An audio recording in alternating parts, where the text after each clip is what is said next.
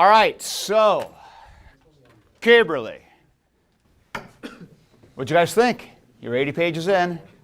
All right, so he is a German Lutheran theologian living in the early 20th century, all right? And so we have to ask kind of what's he pushing against. And in the academy at this time, this is when you have the rise of kind of the ritual school and the Harnack and those guys. And these guys are trying to do theology sort of in the wake of Schleiermacher still. They're trying to figure out how to make theology relevant for an intellectual, very, kind of academic world.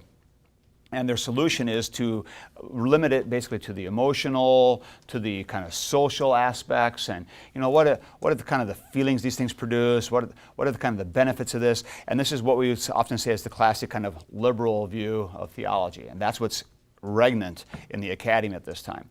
That's the world into which Karl Barth arrives in the early 20th century with his lecture on Romans, and basically challenges the whole liberal enterprise of we're going to figure this stuff out. Now, more broadly based, let's just back this up a little bit and kind of just do the history of Western thought, history of ideas. So we're at what period here? We're still in the time of when the Enlightenment is just going full blast, right? Okay? Because you've got, think of your markers here, you've got Middle Ages, you've got Aristotle, scholasticism running everything. Luther challenges this and wants to go back to the sources, and so we get a recalibration. But then you have 1650 with René Descartes, and René Descartes is significant because he makes the move of putting a new center at the whole intellectual pursuit. And the new center, of course, is man and man's ability to figure things out. And so what you really have in the Enlightenment is this process of man trying to conquer his world, man trying to get on top of it, man trying to figure it out, with the assumption that what you can be sure of is human reason, human abilities, human capacity. There are different ways of going about it. You got idealism over against empiricism, different kinds of ways of hitting this, but what's common in the whole Enlightenment project is man is going to find out how to discern and understand his world. And he's really successful in lots of areas, like science and medicine and technology and building buildings and all kinds of stuff. Then he decides he's going to turn that same expertise, that same newly discovered abilities, loose on theology, and we're going to figure the reality of theology out. And that's what starts happening in the mid 19th century, well, even earlier, into the 18th century. You already had this starting to happen a little bit. But at that point, you still have there's a lot of stuff that's not really very understandable. You still need God for some things, and that's why deism kind of captures things. You got God who's there, his necessary role, but he doesn't play that much of a role. Man's going to really figure this stuff out. By the time you get to the 18th century, there are increasing questions about the need for God. And Darwin really kind of settles that problem once and for all by saying, see, we don't need God to create this world. We can get it a different way. And so that seems to be like this wonderful solution to a lot of problems. And now that just gives everybody even more courage to say, let's rebuild everything without God. So in that case, what is this whole religion thing? What's left? And so you have a very man-centered pursuit of what is this but man trying to figure God out and trying to, projecting onto God. And you got Feuerbach, that God is just man's projection upward. And you have all these other philosophers all kind of lining up trying to figure out what to do with the God problem. Where does he fit? Based on man pursuing him. Now, that's the world into which Karl Barth, and he gets mentioned in the outset in this. Did you read the little introduction you weren't required to read? What does Köberle say about Karl Barth? He says that if he has something worth saying, we'll learn from him. But let's be cautious because he's reformed and he's coming from a different way of doing things, so we're not going to embrace him wholeheartedly. So, surprisingly, Köberle doesn't just dismiss him, neither is he a Barthian who's just kind of like being enamored of him and completely on board. Now, I'm mentioning this guy, Karl Barth, and I have not talked about him before, and you've heard his name usually often kind of in disdain. What do you guys know about him? Coleman? Demythologize Christianity? Yeah, Bultmann's the one who's really trying to demythologize. Bultmann and Barth are friends, actually. Bultmann's a Lutheran, Barth is the Calvinist, or the, more or less Calvinist. Barth is the one who said, this whole liberal enterprise of man trying to find his way up to God, which is often called natural religion. The idea of natural religion or natural theology, that we will, and by natural what we're saying is kind of a man-driven, man-centered enterprise. Man is going to turn loose all of his abilities and he's going to find his way to God. He's going to work his way, he's going to figure this thing out, and he's going to do this. So we're going to study the world around us and figure things out.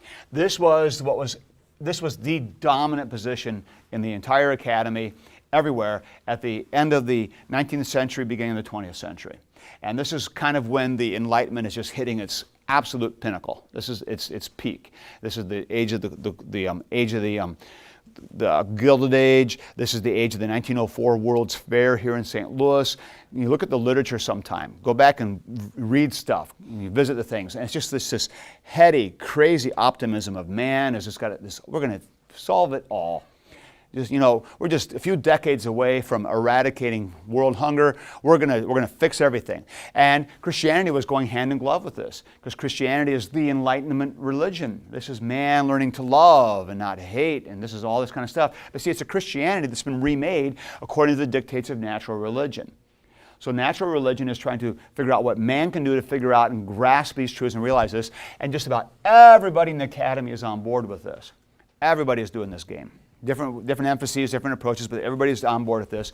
Karl Barth comes along, and he is a theologian who's been trained by the same stuff, even operating this way, serves in World War I, and after World War I, he has kind of a new thought. He actually studies Romans and writes this little commentary on Romans, and he rejects the whole enterprise. And Karl Barth says, no, man does not climb to God. In fact, God must come to us. And God comes to us and smashes us with His law and His reality is unsettling and undoes us. And when we're in that undone state, we are now ready to receive what God has to give us. That's the kind of the fundamental base move of Karl Barth. But Karl Barth is the Swiss theologian who functions in Germany for a while, ends up getting kicked out because of his opposition to Hitler, and settles in Basel as well. So the fact that Barth is in Basel and Köberle is in Basel, no surprise that Köberle knows Barth and says, we're okay with some things, and he's not just rejecting him, but he's also a little cautious. I tend to think Köberle's attitude towards Barth is just about exactly right, okay? Because there's some stuff in here that's kind of interesting. Barth is also known typically of being the father of neo-orthodoxy, is what it's called, and this idea of we're going to actually take God seriously and His revelation seriously. So for Karl Barth, the revelation of God is critically important. Now, can you see Köberle on board with some of that? Sure, okay? That's some common things. Now, this starts to speak to the question of what's the world into which Köberle is writing? Well, it's this world, okay? So it's a world that is still being dominated by this, and Köberle wants to speak to this and challenge some of this, and he's going to do it rather thoroughly, but he's also writing it in a world that has kind of now been put back on its heels thanks to Karl Barth and his attack on liberalism. And so Köberle also has in mind from time to time to distinguish himself from Barth, and he'll do that from time to time, but not usually very overtly. He's being pretty cautious about it, but there's clearly going to be differences that are going to come out. So that's kind of the setting for this, all right? So the academy in Germany, and see, if you're doing theology in the early 20th century, you did it as part of the academy. There weren't seminaries. You don't have seminaries. You go to the university and study theology at the university, which is what all these guys did. And so that's where he's functioning. So that's kind of where Köberle is coming down as well. All right, so that's our kind of broad setting, all right? Okay, so off we go. And Köberle's book is called The Quest for Holiness. The German title, though, was, somebody should have picked up on this, Justification and Sanctification, which actually fits very well the actual content of the book.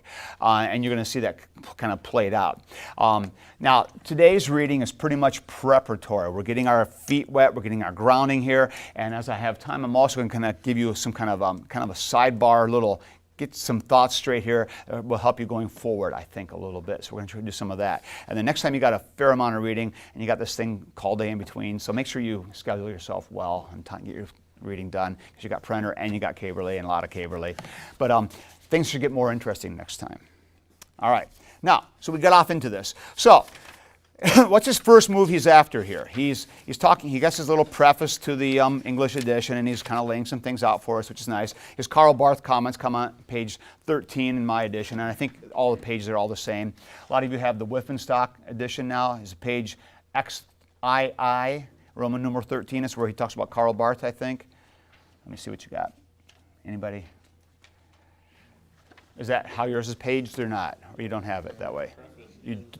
So the preface is... Oh, okay. Page Roman numeral 10 is the preface. Okay, all right. Well, yeah, that's probably about right then. Or no, 13 is where mine starts. Preface to the English edition. Is that what it's called? Yeah. Okay, all right. So then that's where he talks about Karl Barth, all right? You caught that? Okay, what page is that in your edition? Where he talks about Karl Barth. You look for his name. It's in this third to last paragraph. Am I right? Is it there? Did you find it? On page 10. Okay, thank you. Good, so we're good. So our pages are all off there. Now, the first page, though, is that numbered page 1, chapter 1, man's attempts to sanctify himself in God's sight? Yep. All right, thank you, good. So this, see, yours is by Wolfenstock. Wolfenstock picked this up, but I got an edition that came out in '98 by a little guy, a little press in Evansville, Indiana.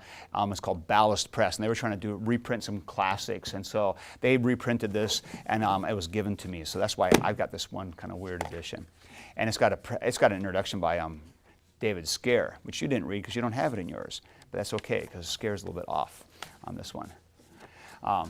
He only covers the first part of the book, and he ignores the second half, which is interesting. We'll talk about that as time permits.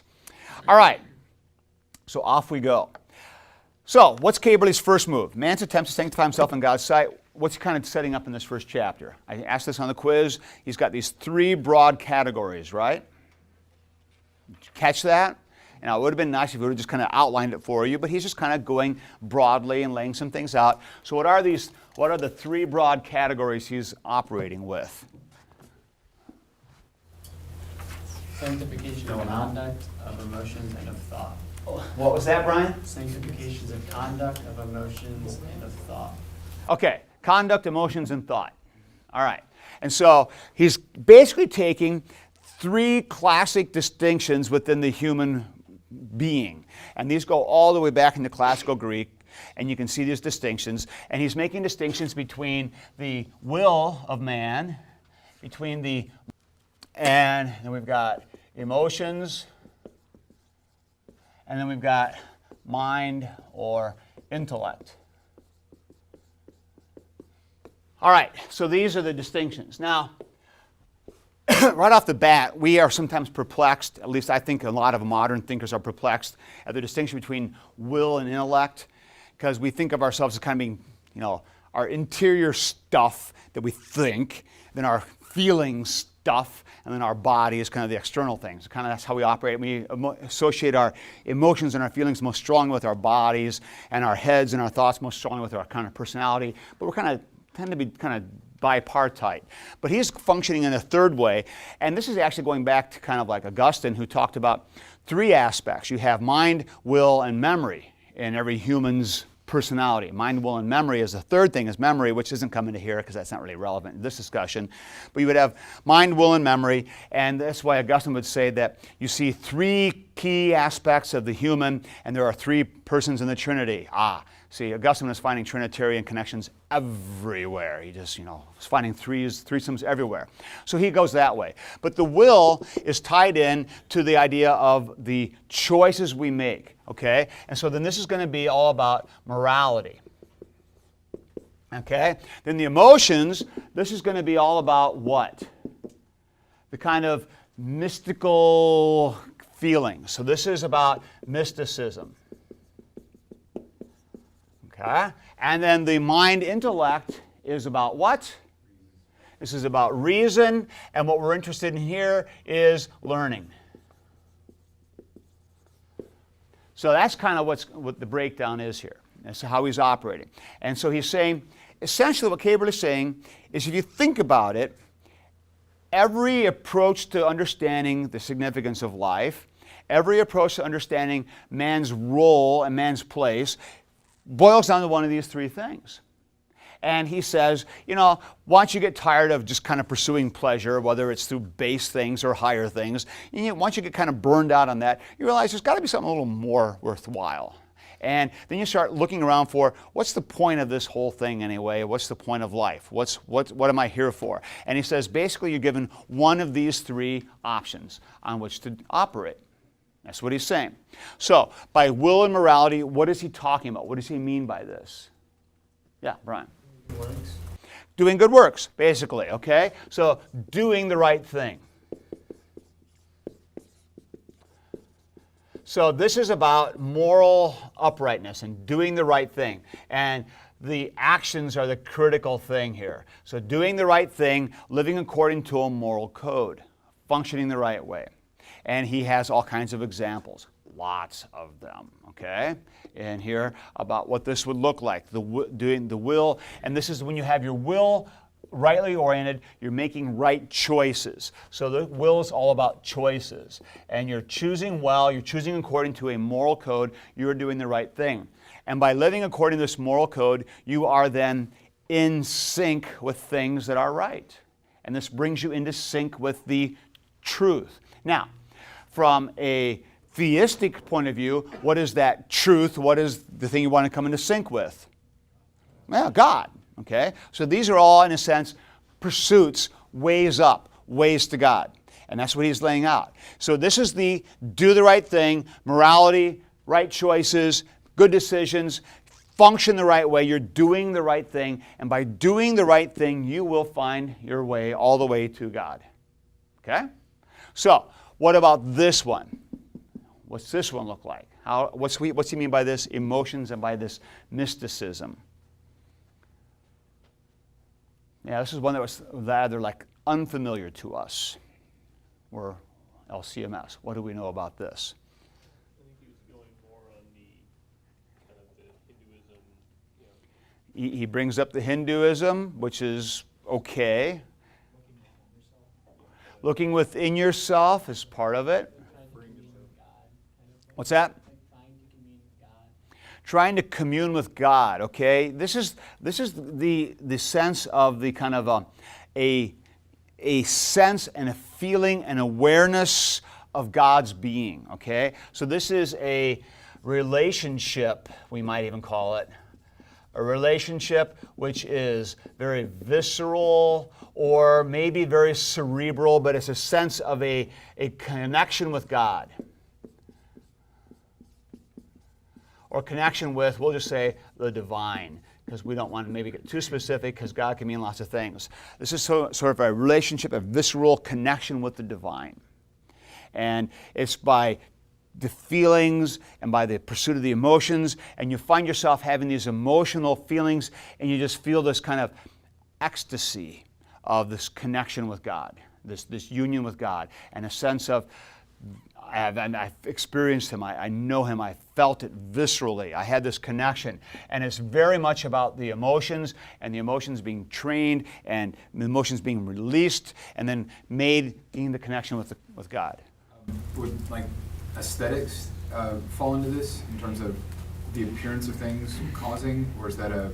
You know, they do. And Köberle says there are lots of varieties within these, okay? Because you could have in this, you could have people who are doing it kind of in a very almost a sexual kind of ecstasy sort of a thing. You know, that kind of a intense emotion is what they're looking for. Or it can be through the denial of self. And the denial of emotions leads you to a sudden awareness of the pure presence of God. And so, yeah, there are different paths to get there. But what's common to it all is this kind of mystical union with God. A connection with the divine or a union is another key idea here. This oneness with the divine, this sense of unity. And there's that sense of freedom that comes with that, and of just being pulled outside yourself. There, I've arrived at this. So, examples of this. We didn't do any examples of this, but we can get this. But this is what we're talking about here. We'll come back and we'll hit all these with examples in a minute. So let's move on. Now, mind, intellect, learning. What do we mean by this? Yeah. The reasoned assent to God, logical, propositional type. This is a logical, propositional, getting your thoughts lined up, reasoning yourself out, finding your way to God. So it's about using reason and using logic and propositions. And by carefully thinking thoughts, we are going to be lined up to God. So we're thinking the right thoughts. And we might say here, it's feeling the right things. So each one of these categories has its own emphasis. So here you're trying to do the right thing. Here you're trying to feel the right thing. Here you're trying to think the right thing. Okay? Now, putting examples up here is the fun part of this. And it's really not very fair to take one religion and just start plugging up into one of these three spots. Because in fact, you can find elements of all three of these at work in just about every religion. In Hinduism, you guys are taking world religion, some of you, there are actually three paths to oneness with the Godhead or with the divine, right? You can do it by acts of asceticism and morality and pursuing things, and you run around all over India. I've seen people doing this, going to this site, this sacrifice, this temple, carrying burdens across India, their self-flagellation. They're doing the right thing. Or you can go the route of mysticism. And now, this is where you just kind of sit in a corner somewhere, start smoking the right stuff or thinking the right things, and you get your mantra going, and you're just meditating in your transcendental meditation. And what's the goal? That you pull outside of yourself and come into union with the divine. Okay? So that's in Hinduism. And in Hinduism, there is this as well. The intellectual, the learning, the way of the intellectual pursuit and learning the right things. They have this in Hinduism. Okay, what about Christianity? Do you see these three elements in Christianity? Yeah, how about that? So are there moralistic Christians running around saying, you got to do the right things, here's the list, work at it, and you'll get right with God? Yeah. What about mystical Christians? Are those running around? All over the place. We have some in Rome. What do you think Teresa of Avila was all about? Okay, so this is all about the pursuit and the ascetics, and the experience of God. And it's been pointed out, I think Dr. Schmidt enjoys doing this, that you even see some of these paintings of Teresa of Avila when she's in her ecstasy. It looks like she's having a sexual experience. Union with the divine. It's like pulled out of herself into this wonderful union with the divine, and it's all mystical. And this is a big part of this. But what about? So you have that. Then what about even Pentecostals? They kind of look this way. A little bit of the emotions, a little bit of the, when the glossolalia hits and the Spirit descends, you're just, poof, you're outside of yourself, man, and you're having this wonderful, ecstatic experience that God's real because you're feeling it, man. And it's all about the emotions, okay? And then what about the intellectual? Does that ever show up in Christianity? We own it. Yeah, this is us. You recognize yourself here? All right? This is us. Pure thought. Lay it out, think the right thoughts. And if you're thinking the right thoughts, you're cool. Doesn't matter what you do, doesn't matter what you feel, just think the right thing. And does that fit or not? Kind of does, doesn't it? How about that? All right. Now, Köberle's, I think, has a pretty useful tool here then of kind of sorting things out. And it is useful to realize how much of life actually fits into this. You think about how people operate, how they kind of choose their things, trying to do the right thing, feeling the right thing, thinking the right things, and we tend as a people to kind of zero in on one of those or emphasize one. Whole religions will do that. Whole emphases within religion, traditions within it, even individuals. We tend to operate this way. Okay? So you getting this? See how this is kind of, does this hold water then? Is this convincing to you? So what Köberle is saying then is every one of these basically is offering a road to God. All right? And what do they all have in common? All right. They're all with the arrows pointing up. They're all with me trying to make the ascent. And I might argue that the morality is the best way to go, or no, it's all about the feelings, or no, it's all about the thinking. And we can have different people arguing with different people down here. And you can even have mixtures of these things, Köberle says, where you have a little of these two kind of coming together, a little of these two coming together. And they're always at work, but they're always together, all making the ascent upward and climbing. Okay? All right? And Köberle says that if you start dropping off the first two, he says maybe this is the last one to go, but then people really fight tenaciously for this one. And he talks about each one of these categories and use all of his names and his examples to try to unpack that. But that's basically what he's up to here. Okay, is that making sense? Pretty clear? All right, so questions that then come out in this first chapter where he's kind of laying this whole thing out. Anything that's you want to get into, anybody you want to ask about, something you're perplexed by that you made a note about, you said, what's going on here? We can unpack it, so I want to do that. But this is the key move he's making in chapter 1. This is what you basically need to get. But I want to see if there's any loose ends you have in the first chapter. So now's the time to ask this. So he points out, for example, on page 5, that there are subcategories. So in the moral pursuit, this is the very bottom of the page, he writes, it's about the last 6 lines, quite in agreement with this attitude are the 2 types we most frequently meet. The one is the figure of the ascetic and penitent, filled with anxious introspection, subjecting himself to painful discipline and despondently tormenting himself with the thought of an unattained goal. The other figure is that of the confident, untroubled man, who is the proud consciousness of his good fortune with unshaken confidence in himself, continues to carry on his previous achievements. So in other words, the pursuit of the moral path can lead to 2 ways. You can have one guy who's feeling like he's never quite getting it, but he's trying like crazy. The other guy who thinks he's arrived, and he's still doing his thing. And they're both look very different, but they're both on the same track, trying to do the moral route. Okay? Then he goes to this next move, to the mystical, and he's talking about the mystical part. And which composer does he kind of pick on here a little bit? Yeah, Richard Wagner. Okay, what do you guys know about Wagner? Anybody? Flight of the Valkyrie? Yeah, the one cool thing he ever wrote was The Ride of the Valkyries. And the March for the Bride that comes in. yeah, that's one of his too. Yeah. But The Ride of the Valkyries is pretty cool because they use that in Apocalypse Now. That's why it's pretty cool. And so it kind of saved it forever. But Ride of the Valkyries is an impressive piece. By and large, Wagner, he just hates because it's sentimental, syrupy, it's all emotional. And there's also an undertone in this whole thing because, interestingly enough, Wagner was the inspiration for a lot of the guys in the Third Reich. They loved Wagner. And he was considered to be kind of the atheistic guy of the Third Reich. And so when Köberle is taking shots at Wagner, there's a little something going on there, kind of both directions. And that's also part of what he's doing in his footnote on page 7 when he's talking about what's wrong with Wagner. Well, to catch that footnote, this is footnote number 3. Yeah. The last about 7 lines. He's talking about Harless, who declared that an attack of the gout had been induced by a nephew who played Wagner for him for one whole evening. Yeah, okay. You got to appreciate the little things, guys.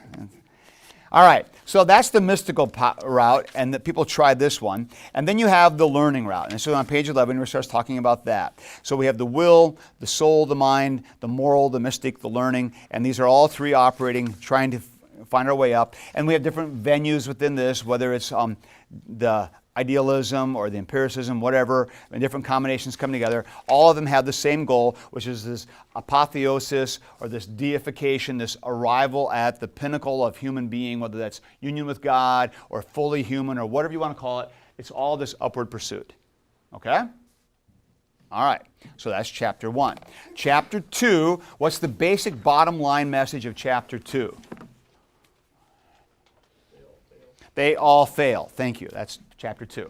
So basically what Köberle does is he goes through and he just trashes every one of these. Now the strength of Köberle, again, and this is the mind-numbing part which you guys don't appreciate very much, is that he leaves no stone unturned. He just is thorough. So is there any way that man is ever going to be able to be moral enough, mystical enough, or brilliant enough for God? No, it is not going to happen. And he just comes through here just so clearly, just attacking this at every move. And it's very nicely done here, I think. And he makes an outstanding case for this. What's also interesting is, and you need to catch this about Köberle, he very quickly will embrace a man in one line and say, this is a great quote from this guy. And then a few pages later, he'll quote the same guy again and trash it. And so he's not beholden to like one figure and just kind of like have to follow everything he says. He'll point out things that are good and things that are bad. So he'll use Augustine positively, and then he'll point out some errors. So on page 24, for example, where he's talking about Augustine, that's the middle of the page. So he writes, and this is right there in the middle of the page where he's got the Latin in there, peccatum radicale, which is the radical sin, or the horribleness of sin. Augustine, again, had a deeper understanding of the peccatum radicale, the corrupt source out of which each single deed developed. In other words, original sin. He had personally experienced the helplessness of good moral intentions in too overwhelming a way to find any consolation or freedom of conscience in synergistic formulas. Translated, Augustine had tried to be moral enough, it didn't work. But he too understood God's redemption only as a sanctifying infusion of grace, a mystical sacramental transformation, and not as a simple word of forgiveness that has restored our communion with God. His speculative idea of God that was influenced by Neoplatonism always came close to a neutral abstraction and had no place for the personal voluntary relationship of the Old Testament. Now, what's wrong with Augustine? And this should start sounding consistent with other things you've learned. This is rehash time, but we need to make sure these things are clear. Coleman? Augustine's thought was that it was just a transition of certain lower emotions that would change us and direct us toward God. Okay, so we have one big problem with Augustine, which he's not really talking about here as much, but I'll hit on this because this is important. For Augustine, human desire is basically not a wrong thing. It just needs to be re-aimed. And so it's got to be reoriented to the right things. Once we get it aimed at the right thing, we'll be all right. Okay? Kyle? Going off of that, didn't he just move from the will to the emotions category? A little bit. In trying to reorient those? Yeah, reorient the arrows in the right direction. But the other issue is this. For Augustine, grace starts to really come down to the stuff that God gives me to help me get myself reoriented.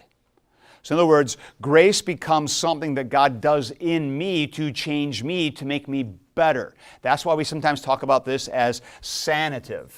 Okay? So in other words, getting cleaned up, getting made right. And you need to be tuned into this because when you're reading Printer for next time, this is going to be a big theme. So you make sure you're watching for this. So the idea of sanative justification, and this is justification or this is grace that comes that helps you to become a person that God likes. And you need to know this because there are so many Christians who think this is how it is. So I need grace. That's right. Grace alone saves me. That's right. What is grace? It's the stuff that God gives me so I can do the right thing so He'll like me. That's not what we're talking about here. And that's not what Köberle is going to be at all. In fact, Köberle is saying this is where he falls short. This is a mistake. This is a shortcoming. This is a failing in Augustine. All right. So we got that. Good? So then we have how Luther just completely trashes this. And so on page 25, 26, he points out the 4 ways that Luther just completely kills any efforts at morality. So this is page 25, first point, only that is truly good, which is done with a glad and cheerful will out of love for God. None of us have that. Second point, the godlessness of the will is eternally seeking its own self, and it's not having a slight defect, but is completely an enemy of God. That's the second problem. Third problem is you can't pay off God. And the fourth problem is our distress becomes infinitely great and we're just overwhelmed. So morality is not going to save you. This is one of the things that Luther is after very strongly, and he's going to make very clear. All right, good. And so then we go after the mystics and point out how they fall short and how they simply cannot ever have this understanding to be able to get you to God the way we think that they're trying for. So we'll go to page 38. I like this quote on top of 38. And this is key point. Well, let's begin the sentence. The sentence starts on page 37. Such estrangement from the world that is supposed to bring salvation with it is condemned by the lives of men like Martin Luther, Paul Gerhardt, Matthias Claudius, William Leahy, who lived with the feeling that they were exiles, who felt themselves to be in the evening of the world, but who served God in holy, joyous alertness and in the consciousness that it was not the world itself that was responsible for its misery, but the disobedience of men who refused God, the service of the hearts. So what he's saying here, what Köberle is trying to get at is, the world itself is not the problem. Living in the world is not the issue. And so asceticism is not going to cut it. And I've used this word a few times, and Köberle is going to use it a lot. So what is asceticism? Yeah, Brad. Denying yourself stuff. Yeah. You deny yourself things. Fasting, working out or whatever. You're just going to, control your body. You're going to beat your body into submission. So asceticism is to punish the body, punish the physical to make it submissive. And this is asceticism, you think of the Saint Anthony and some the great saints of old, the monks out, the hermits, trying to prove they can be in control of their body. That's asceticism. All right? And so asceticism is the pinnacle of morality. Now, of course, mysticism kind of plays in here as well. That's why you get these combinations of these things going on. But asceticism is I'm going to be completely in control. And what Köberle is saying is, what Luther teaches us so well is that this is not going to work. It's not a solution. And besides, the world is not inherently evil. It's not a wrong thing to enjoy the things of the world or to enjoy the things that God puts in this world. They're not inherently wicked or bad. That's what that point is getting at here. All right. Then we go to that next line, and we have another great quote. So the next paragraph, still on 38. If it is hard for man to humble his defiant will before the judgment of God, okay, that would be the moral part, it is still harder to surrender the illusions of his spiritual riches, and that would be the mystical part. But hardest of all is to admit the inadequacy and helplessness of his own understanding and judgment. And there's this great quote, which is from the Weimar edition, which tells you that means it's Luther. We are accustomed to admit that God is more powerful than we, but not that he is wiser. That's an awesome quote. And the more I think about that, the more I think that is so true. Most people are, God's God, he's powerful and everything, but he doesn't know what he's doing. He's doing the wrong thing. His actions are not right. He's not being. He should do this. He shouldn't do that. And so we're ready to admit that God is more powerful than we are. We don't think he's wiser than we are. It just, the serenity prayer always struck me on this one. Is that I don't know if you're familiar with that one. God grant me the ability to change what I can and don't change what I can't. Right. I just feel like, somewhere embedded in that prayer always felt to me like there was, God, you screwed up, and I'm going to try and change everything I can. Okay. Yeah, I'm gonna bring it into what I know it should be, because I know best. Yeah, and I think Luther is right about this, and I think Köberle is too. That's why he says, of the three up here, this is the one that dies the hardest, slowest death, because we want to rely on our abilities to think and reason. If nothing else, we think we've got a pretty good handle on what's real about things. And so to distrust our reason is one of the hardest things. And you see this so clearly exhibited, for example, in Calvin, who won't let go of his reason and will actually curtail his theology for the sake of his reason. Well, it seems to vindicate exactly this position. All right, so I think that's a good quote. So on we go, and then he goes after Kant, picks up Kierkegaard, a couple different. So here we have page 45, moving right along. First full paragraph. I'm bringing this up because I want you to notice his reference to Barth here again. In the religious address of Kierkegaard on the theme, the edifying aspects of the thought that we are always unjust before God. That's so good. That's so Kierkegaard. Yes, he talks about how comforting it is to know that you're always wrong before God, because that means you're always needy before God. It's kind of right. Is it not apparent that men will endure anything rather than admit their fault? Nothing is harder, in fact, for man than to travel the via negationis, the road of the removal of religious and moral false work. And that's Karl Barth. So he admits this is a very difficult thing. But the bottom line then is this whole thing is that none of these three avenues is ever going to get you to God. They're not going to work. So what Köberle is arguing is they all fail. They're not going to get you where you want to be. And so all of these projects, all these efforts, all these religions are always going to fail utterly because they're not going to accomplish what people hope they're going to accomplish. They're not going to bring you to the fulfillment you're looking for.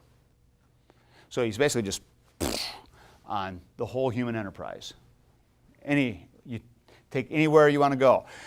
Religion, philosophy, whatever. So when he's thinking about this, philosophy, who's got the corner on that? Well, the Germans and Kant, and there you got it. And then you got religion. Well, who's got the corner on that? Who's he concede that to? He'll give that to the Indians, Hinduism. They've got that. They're the ones who've got mysticism down cold. They've got morality down cold. They even got the learning stuff down. And if you study Hinduism, there's a long, long history of this stuff. And they've got the market on that. And so he's saying, basically, all of these different routes are all going to end up in utter failure. They're just not going to cut it. And they all look so very different, like they're such radically different approaches to life, but really they're all the same because they're always man trying to make some kind of ascent. All right? Which then sets us up for chapter 3. Okay? And chapter 3 is titled Man's Justification Before God. And what's the bottom line thesis of this chapter? God must do the justifying, and surprise, something you've never heard before, God does everything for you in Jesus Christ, and you simply receive.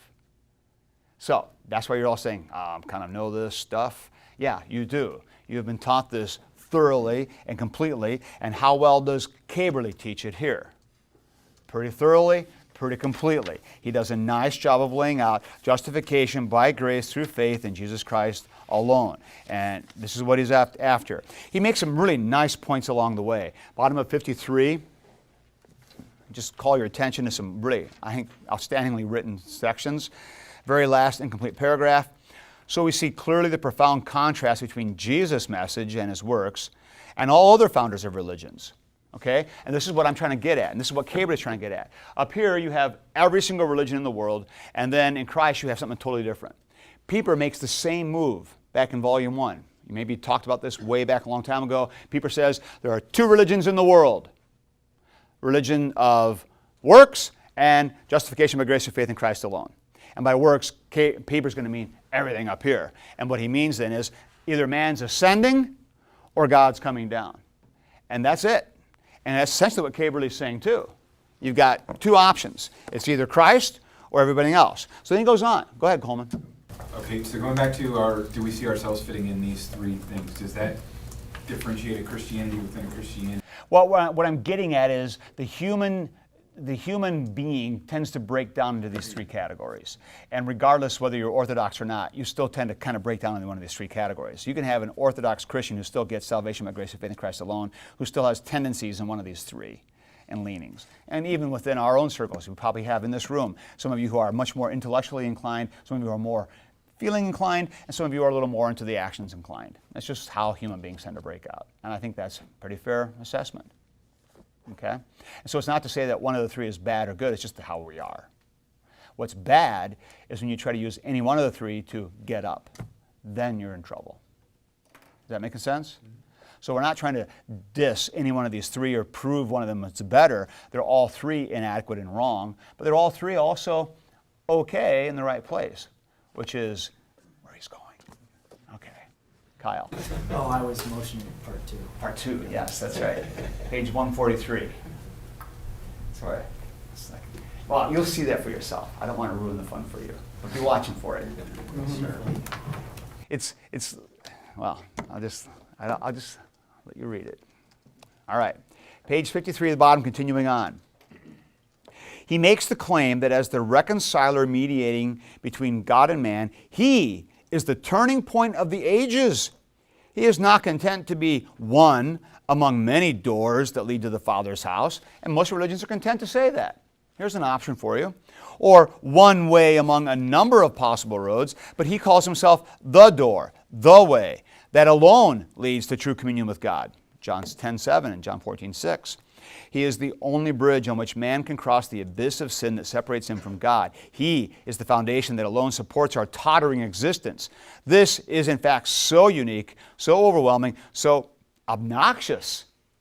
That's an interesting adjective, but right on the money, that we must either believe it or else be offended by it. Even for faith, there often come times when the absolutely unconditional character of this bond threatens to become an offense, when it has to wrestle with the temptation of thinking that this might all be an illusion. I think he's so honest about these things. And I appreciate this about Köberle, is there's no room in full blast Christianity for any of this nonsense of, well, we can all just get along here. You know, there's truth everywhere, and we can just, you know, there's multiple ways of living, it's all good. No, Christianity is utterly exclusive. And Köberle's right. And where do we get that idea? From Jesus himself. It's not like something we've made up along the way. Christ himself made the claim to this exclusivity. It's a hallmark of what we confess, and there's no way around it. And as he says, it's so unique and so overwhelming and so obnoxious. And it is. It is. That's one of the reasons why, I would say this is the reason why Christians are just vilified in America today, because we don't play nice. And we have this sense of superiority that nobody else appreciates. And I think Köberle's right. Why did Luther grab onto doctrine of election and become such a big thing? Because that illustrates justification. That's the core of it all. And if you get justification straight, everything else drops into place. Everything is in place. And that's why Köberle is saying the reason election matters is not because, oh, this is an interesting thing, let's just pound on this for a while. No, it's got a huge payoff because the comfort it brings, for the teaching it brings of where's God, where's man, what's it mean to be creature. That's what's going on here through this whole thing. It's all about your anthropology. Man brings nothing. He's zero, zilch, empty. God does it all. That's what the doctrine of election conveys. That came through last quarter, right? And now it's starting to make sense of why Luther would be so latched onto that. Because the one thing that Luther's latched onto is justification by grace through faith in Christ alone. Boom. Okay? Good? Clear cut? Good. So then, the problem with Calvin's error, you lose stuff. So bottom of 71. That's the last 5 lines. Here, the sole activity of God in effecting salvation undoubtedly comes to the most emphatic expression, but at a theological cost. It's far too great. So he's saying Calvin really pushes this hard because you got God damning people to hell. God's really in control. But what's the cost? Well, the moral sense of sin and of responsibility is of necessity completely throttled by the single objective solution of supralapsarianism, which is before the fall, God had already decided. The reality of the choice made by faith is destroyed when we are taught that in the preaching of the gospel we must distinguish a twofold call, an effective one for the elect and a apparent one for the lost. Right. And so you're losing the ability of the gospel to be for everybody. And Köberle also says you're losing part of the responsibility of the human. And this is the first little inkling glimmer of another chord that Köberle is going to start to sound. Okay? The first little kind of volley. The sense of responsibility, and it's going to become a drumbeat which will increase as the book goes forward. All right, good. And then he gets into the whole thing about missions, and he talks about that. Is he interested in missions? You bet. Foreign missions and at home. Intermissions basically just means home front, keeping the church strong there. And he's got that. No problem there. Good. And then that brings us basically to the end of this chapter. So, questions or loose ends on the justification stuff? Yes, Kyle. Not really related to the justification, but I was curious that he didn't talk about what these 3 paths mean in our perception of God and our distrust of Him exactly, in terms of distrusting either His efficacy in what He's saying He's going to do, particularly with the line about not believing that God is wiser than us, or His motivations. So distrusting one of those two. And I guess maybe he'll get to that later, but what it should look like in the sanctified life and actually trusting those things. Because if we're not supposed to be doing those 3 paths, then I'm assuming we should be doing the converse. Not exactly. Okay. So, well, see, he's not, I don't want to spoil his game and steal all his thunder. So you just got to let him unfold here a little bit. Okay? So we'll let him do his thing. He's not in attacking the moralism and the mysticism and the intellectualism, he's not trying to say that these are wrong pursuits or not human things. They're part of how we operate. But they're things that can become idolatrous and dangerous when they become avenues toward justification. No, I recognize that. Just that I was curious he didn't talk kind of about man's distrust of God more in terms of why we're doing those things. Because fundamentally behind all those, we're not trusting that God kind of has our best interests at heart or is wise. Oh, well, we might think he does. He might think he's been very kind to give us an avenue, to give us a path.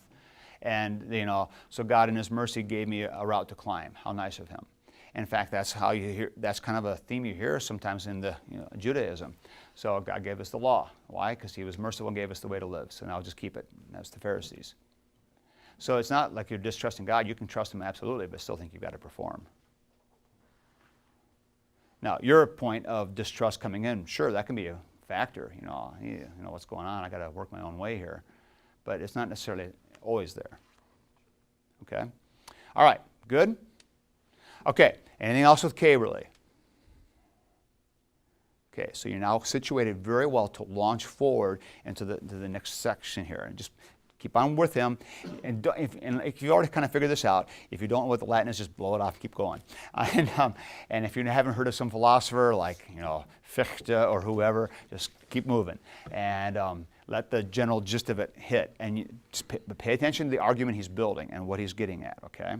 All right, so far what we've established is man is trying to get himself, and he's not going to be able to do that. God has to do everything. So does Köberle believe in full blast, AC4, justification by grace of faith in Christ alone? Yes, he does. Does he believe in divine monergism, that God alone does the whole work of salvation? Yes, he does. These things have to be clearly established. Okay. All right.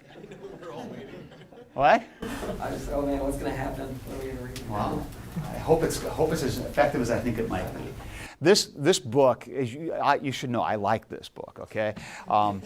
You've probably figured that out. I don't usually give you preface before I have you read things. I want you to read things and just read them. And so you'll keep pressing forward and see what he's up to here. But this book is easily in the top 3 or 4 most influential books I've ever read for me. And it doesn't mean it's going to be as magic for you like it is for me. It just depends on when you're reading it, what you've read before, kind of where it's hitting you and what's going on. Because I've had books I've just been crazy about, give people and they're like, whatever. I think, but it's all in what you're expecting and how it kind of hits you. But this thing, when I read it, just hit this void and just like spoke into this huge, just like wow. I still have vivid memories. I've got this card I stick in here from Perdicia Kelly in Madagascar, because I read this on a beach in Madagascar when I was over there on a short trip. And so I still remember it, where I was reading it and taking the notes. So anyway, I'm hoping that you will benefit from it in some small way, but we'll talk about more. So you're set for next time, moving forward.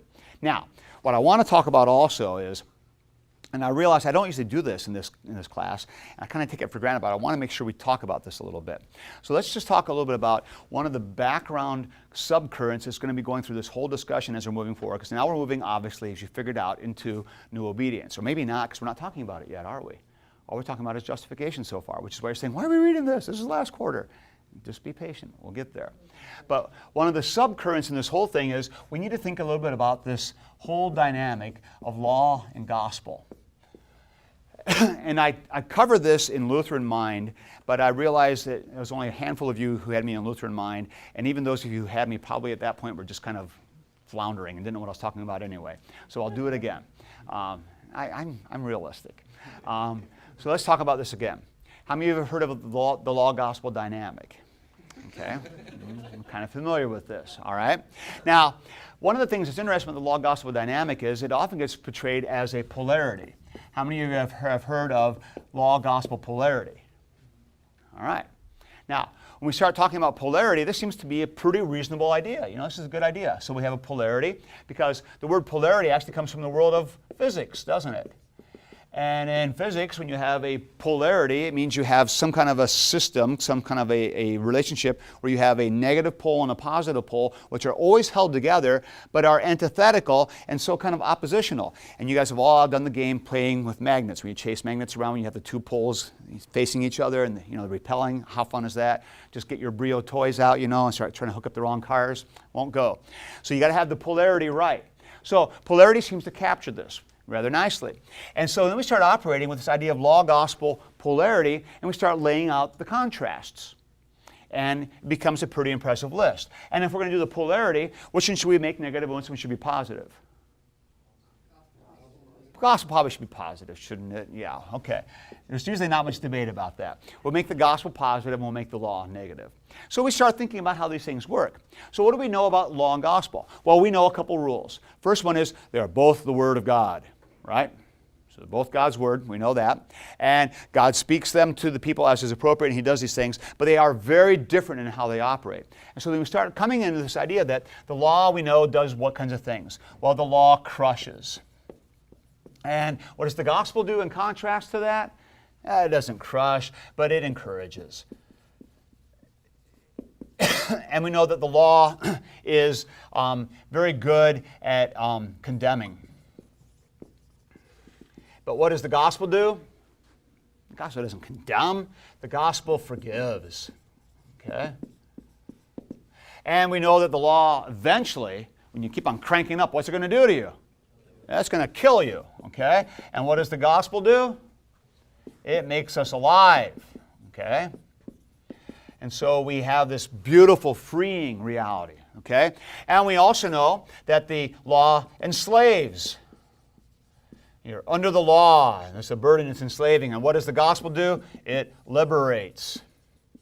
We know that the law is all about the letter. And Paul says the letter kills. But what is the gospel all about? The spirits. And so it's not about some kind of mere outward letter. It's about the spirits, okay? And so the law is very kind of temporal bound, okay? And the gospel we see is much more eternal and timeless and kind of a perfect thing. And so then it's not hard. Go ahead, Coleman. Are these our assumptions going into it, or are these?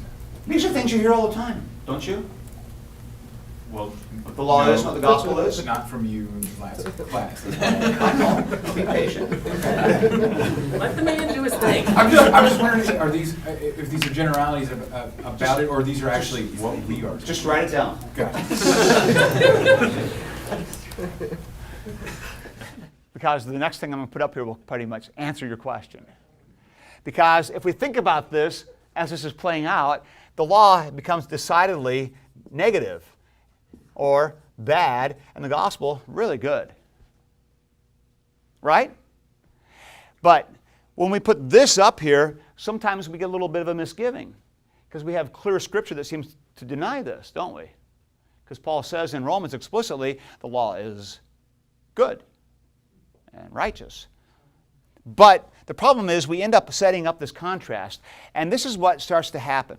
And my point is this, that when we start setting up law-gospel as a polarity and set these things in antithesis to each other, it's not hard to develop this list. And most of us feel pretty comfortable putting this list together because that's kind of how we have been taught it, and that's how we often think about it. Now the problem, though, is, the upshot of all this is, if we start operating with this list and this antithetical relationship between law and gospel, what is inevitably going to happen is we're going to see the law as a bad thing and the gospel as a good thing. And even if we say, no, no, no, no, don't say that because the law is good, well, what do you mean the law is good? In what sense? If I'm sold out to this distinction, how would I say that the law is good? In what sense, Brian? Because it leads me to the gospel. So it's sort of like having to take your medicine. It's you know, it tastes horrible, but it's good for you. And so the law is not pleasant and it's bad, but it's good because of what it does. It will lead you to the gospel. And it's what? I said we think it's bad because we're bad. Okay, you're right. You're getting ahead of the game here just a smidge. That's okay. You're all eager to resolve everything for me, and that's fine. So, we set this thing up, and now the direction then is always this. We have everything moving this way. And so we have the sense that we want to move from this side over to this side. And where do you want to live? Do you want to live in the law, or do you want to live in the gospel? Which descriptions do you like better? Okay? No, I'm content with the law, man. I like temporal, enslaving, killing, condemning. That's all good for me. No, and so it's easy. It's so clear we want to move from this direction, and we're all going this way. This is the kind of standard approach known as a law-gospel polarity. All right? Does this sound familiar at all? Have you ever seen or heard this kind of way of operating? Right now. Don't we have a class called Law Gospel Polarity? We do. It's in a different department. Taught by a different person, huh? Yes, it is. It's been taught for a long time around here. I have problems with it. Deep-seated problems with this. Now, the thing is, though, so if we're going to start operating with a polarity, this is what happens. And here's the thing.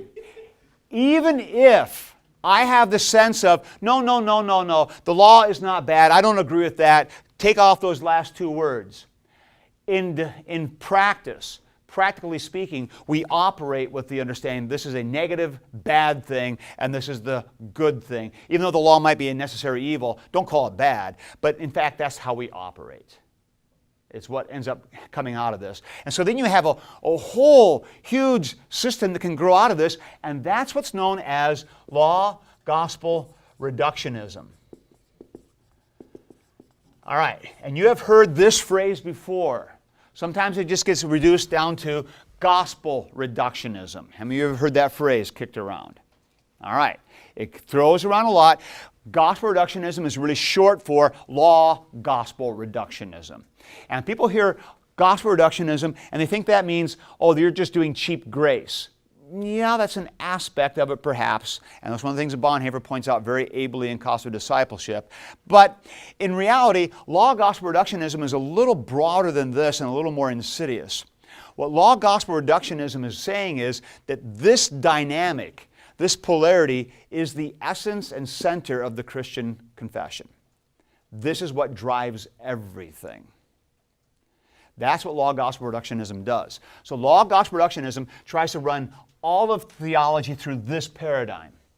This becomes the dominant guiding paradigm. If you want to read some more about this, there's a great essay by a guy named David Yago from way back in '93. And he wrote an essay called Gnosticism, Antinomianism, and the Cost of a Misconstrual. And it was published in Pro Ecclesia. So you can check that out. You can find it online, I think. And certainly you can find it in the library. Just ask them nicely and they'll go get it for you. But Pro Ecclesia, David Yago, Antinomianism, Gnosticism, and the Cost of a Misconstrual. Gnosticism. There we go.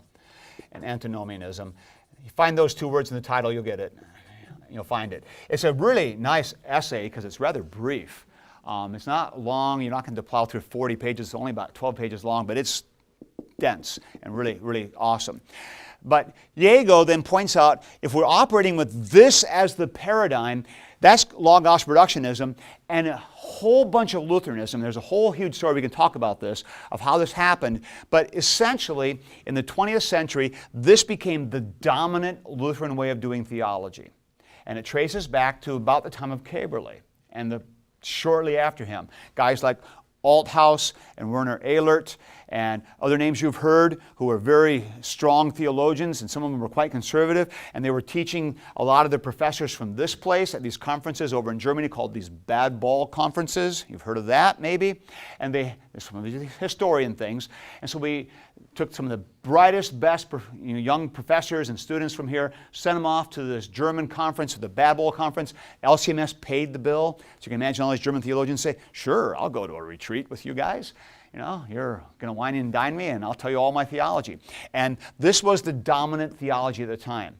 What this is tracing back to is the idea of how many uses of the law. Well, what's going on here is an assumption that Luther only had two uses of the law.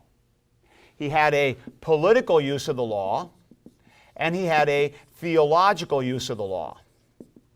And the political use of the law was for unbelievers, and that curbed behavior and kept a lid on things. Curbed the behavior of sin, of sinners, of unbelievers, or of people. So that's what it does. Then the theological use, well, what does that do? Yeah, this reveals sin, okay? So it reveals sin, and so this becomes a necessary thing that leads me to the gospel. And so they would say Luther has these two uses. And it's clear in Luther, he talks about these two functions all the time, political and the theological use of law. Very strong. And then the point, though, is, and a guy like Werner Ehlert makes the argument, and in fact, Luther never, ever suggested a third use of the law. And Ehlert says the third use of the law, and of course you all remember that, of course, is the guide or the rule, whichever one you want to use, the guide for the Christian. So how am I supposed to live? Well, I pay attention to the law, and the law tells me what to do. That would be the third use. What Ehlert and others from this mid-20th century were arguing was Luther fundamentally, theologically, could not have a third use of the law. And the reason for the argument is because they said, because Luther embraced this polarity. And there is no way that anybody who has been freed from the law would ever go back. What are you doing? You're over here. Don't go back and mess around with the law. That's killing. That's enslaving. That's old stuff. That's junk. This is the old. This is the new. You know, be done with that old stuff. Get over here in the new, right?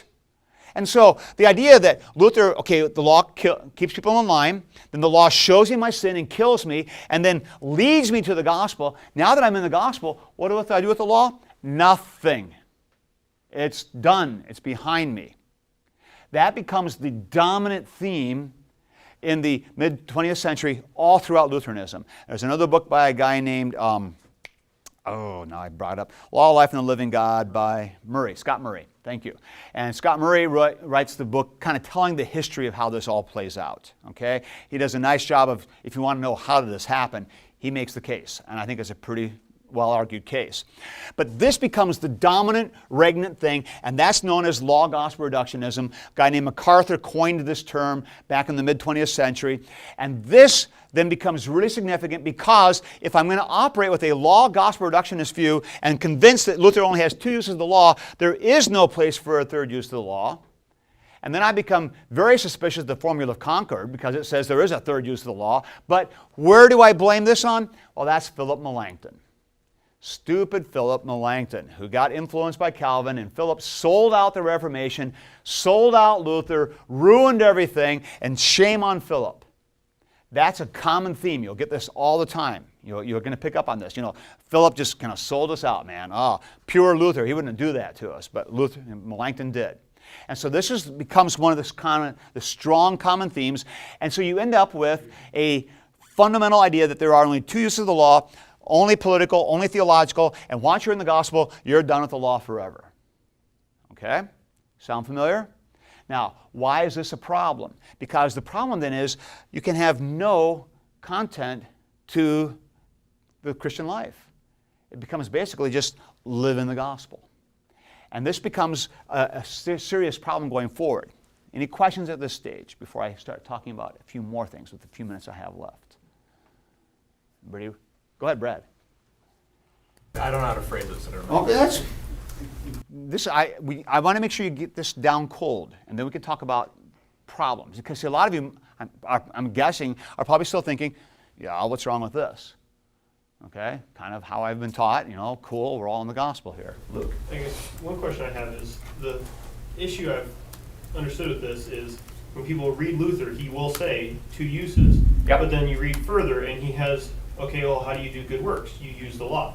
And so, right. Is it that we're trying to impose on Luther terminology that hadn't really been invented during his full This time? is one of the things I would obviously say.